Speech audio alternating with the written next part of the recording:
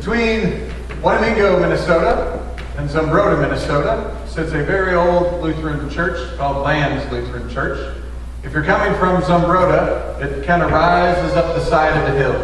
The first thing you would come to, it's on your left, is the parsonage. If you were to get out of a car and walk up, you would pass on your left a pavilion and almost a park. When I was a kid, they maybe still do have park church where people just pulled in their cars and sat in their cars and had church right there under the trees and outside a little bit in the open. But if you continue, you come up to this old stately church building, and the road, there's a path that goes up beside it, and if you're to walk up that path, you see down the backside away from the road a nice rolling hill that goes off into cornfields in the summer, but in the winter it's just this beautiful blanket of snow.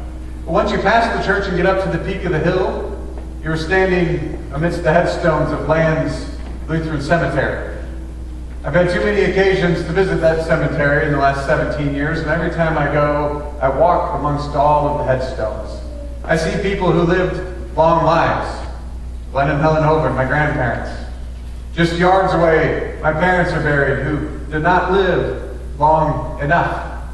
I see Hovinds and Freuyams, my grandmother's maiden name. There's Olsons, who one of my dad's aunts or uncles married into that family. I'm probably related to a huge chunk of the people in this cemetery. There are headstones for children, headstones that are really, really old, and every time I walk amongst it, I feel like I'm walking amongst my people. We hear a story about a Gerasene man. We do not know his name, but we know he walks among the tombs.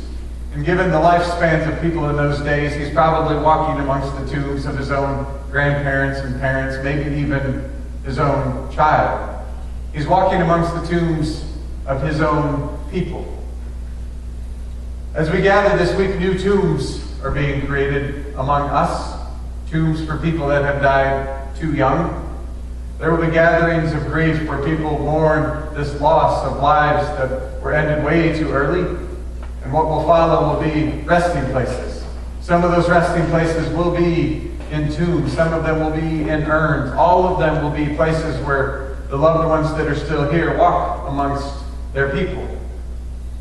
And as we do this, it's easy for us to talk about angels. My experience in the life of the church has been that angels are something we believe in. We talk about guardian angels. We talk about angels among us. We talk about angels being present. And I've not run into too many people of faith who don't believe in angels.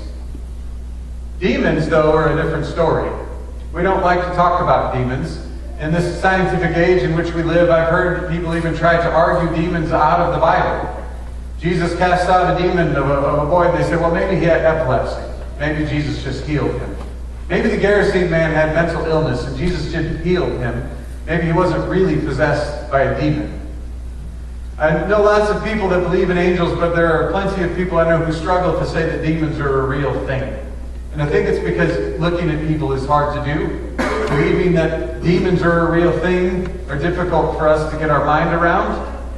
Looking into that darkness is a scary place to be. And so whether we say he's a demon or whether we say he's a man with an unclean spirit, we encounter this Gerasene man who lives amongst the tombs, not just walks amongst the tombs. He lives amongst the tombs because the demon that is in him is destructive. It's self-destructive. Once it's cast out, all the pigs just run off and drown in the sea. But it's also destructive of other people. That's why they just shackled him up and put guards on him, because he must have been wreaking havoc in the community. There's no word of them trying to heal him, though, right? Lock him up, keep him away. When he goes to live amongst the tombs, let him be out there. And I couldn't help but think that as he's amongst those tombs, he's not just amongst his people that are literally dead, but he's amongst the things of death. He's cut off from community and lonely. He's naked and hungry. He's got all kinds of things going on with him, with these demons that live in him. And those are all, you can even imagine those being some of the names on the tombs. Loneliness, fear, struggle. And with all of that, Jesus comes, encounters him, casts out the demon, and the people have a tough time. They tell Jesus, go away. Somehow they manage to be comfortable with the status quo. As long as he's out there, as long as it's not impacting us, as long as he's in the tombs amongst the death stuff, let it be that way. And when Jesus casts out that demon and now they see him whole and well, but having lost a whole bunch of the pigs, they struggle with that. And so Jesus has to leave. A man with an unclean spirit took a great number of lives last week in this community in which we live. We might even say a demon. However we want to call it, there is evil and there is darkness. There is death. And we could say that he is someone who walked amongst tombs. Maybe not literal tombs, but amongst the culture of death in which we live.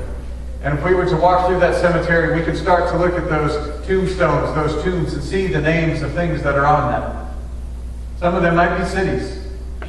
Columbine, a community, a school, Newtown. There's a new one that's been chiseled, Orlando. Others of those tombstones say other things.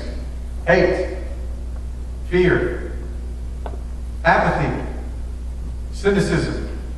All of the aspects of our culture that have allowed us to live and be okay with, maybe not okay with, but sitting in a status quo where mass shootings and death and destruction are just part of who we are.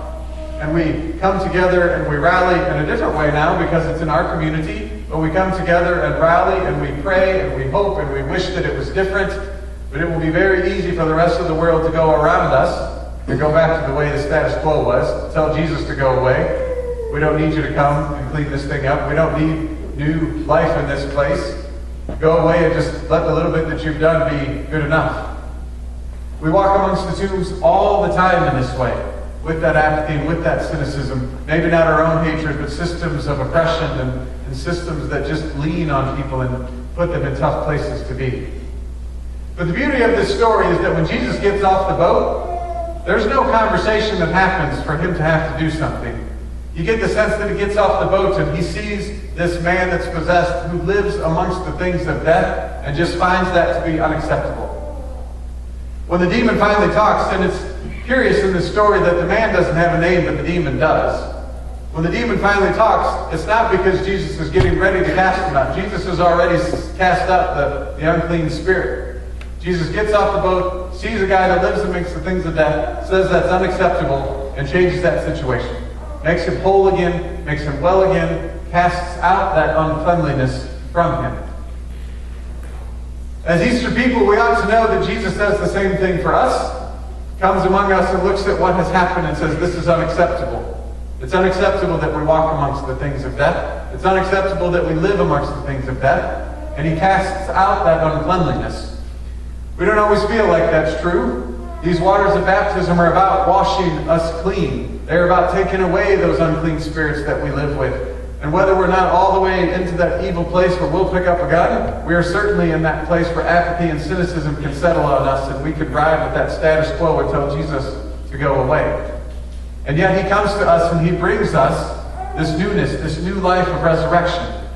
It's hard to see. It's hard to see because new life, and especially in a week like this, seems elusive. But the lens that we look through is always the lens of the cross. When we look at the cross, we see Jesus there with our cynicism. We see Jesus there with our hatred, with our fears, with our anxieties. We see Jesus there with broken community.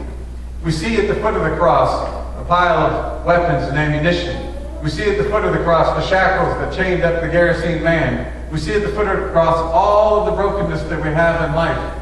And then through that cross we get to the newness, we get to the resurrection, we get to the new life. It was hard for me to be away this week, but I do have a sense that there has been newness happening. Hope that has started to peak up in different places. That is God's new life at work, and it will be tempting for much of a community to tell Jesus to go back across the lake because new life is scary. The status quo can be comfortable and okay because we know it. But that new life is coming, and that new life will drag us into a new place of being. I love what Jesus tells the guy to do. So often in the Gospels, Jesus tells people, you know what? Don't go tell anybody what just happened. He heals people, he does things, he says, shh, because it's not time yet for him to be known. But in this case, what does he tell them to do? Go proclaim what God has done for you. Go proclaim this wonderful thing that has happened. Go proclaim that what was unacceptable to Jesus has been healed and made whole. And that is where we get called into this as a church. To go proclaim what God has done for us, to go proclaim hope, to go proclaim these waters of baptism that wash us clean. That's a hard thing to do in the darkness. It's a hard thing to look for and to see that light. But it is not we who do it, it is Jesus who does it through us.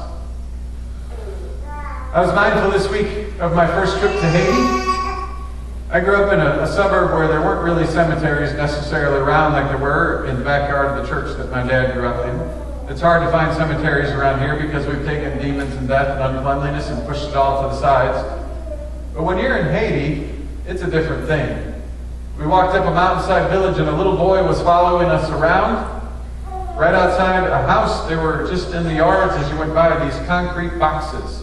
And we didn't know what they were. And this little guy, maybe second grade, and he didn't speak English and we didn't speak Creole. We looked at it and he looked at us and he just went like this. For him, death was right there, right out the front door, right very present with him, just as it is for us now. But do you know what he did next? Pulled a picture out of his pocket of his second grade graduation. He would not stop showing that picture to people. Little cap, little gown, the whole thing. And he showed us death. He knew that was there, but that's not what defined him. What defined him was life and possibility and hope. I'm mindful that when you worship at Lane's Lutheran Church, there's a cemetery right out the back door to always remind you that death is a thing. And I'm mindful that we in this country will continue to walk amongst the things of death because that's just where we are. It's where we are that there are many, many, many factors and struggles that will keep us living in this place of violence. But when you walk amongst the tombs, there's somebody else walking amongst those tombs with you because he walked out of an empty tomb that could not hold him because death being the end was unacceptable to God. We are called as God's people to, yes, live amongst the tombs perhaps, but to live amongst those tombs knowing that one of those tombs is empty and that we are the ones called to praise the one who breaks the darkness. Amen.